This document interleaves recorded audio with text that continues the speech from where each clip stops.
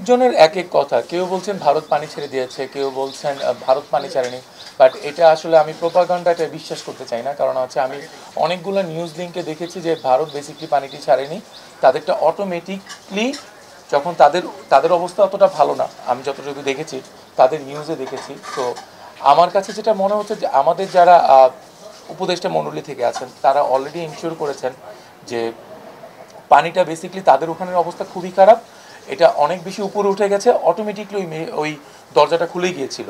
So আমার কাছে news authentic কোনো নিউজ সেটাকে আমি বিশ্বাস করি। আর কেউ চাইলে আমাদেরকে মারতে পারে সেটা আমাকে বিশ্বাসযোগ্য, আমার কাছে বিশ্বাস মনে হয় না। আমার কাছে মনে হয় এটা প্রাকৃতিক দুর্যোগ। সো এই দুর্যোগটাকে সবাই মিলে মোকাবেলা করা উচিত। আমরা কাউকে দোষারোপ করে কথা বলতে চাচ্ছি না। আমার কাছে একটাই কথা, সেটা হচ্ছে এখানে সবগুলা দেশ একসাথে আছে।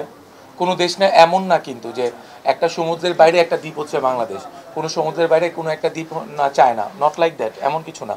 সো আমার কাছে যদি আমাকেই আপনি কোশ্চেন করেন, আমি যদি এই জায়গার কোনো বড় পোস্টে ক্যারি করি বা আমি যদি একটা বড় লাইক আমি হচ্ছে এটার প্রধান উপদেষ্টা, তাহলে আমি যেটা চিন্তা করবো সেটা হচ্ছে আমি তাদের সঙ্গে এই কথাটাই বলবো যে আমরা চলেন আমরা মিলেমিশে কাজ করি, সব কিছু ওপেন থাকুক, আমাদের সব কিছু ওপেন থাকুক। এই 4-5টা দেশ আমরা সিস্টার কনসার্ন, আমাদের পাসপোর্টও লাগবে না, আমরা আমাদের মতো করে আপ ডাউন করবো। সো সব কিছু বন্ধুসুলভ করে আমরা হোল পৃথিবীটাকে এগিয়ে নিয়ে যেতে চাই।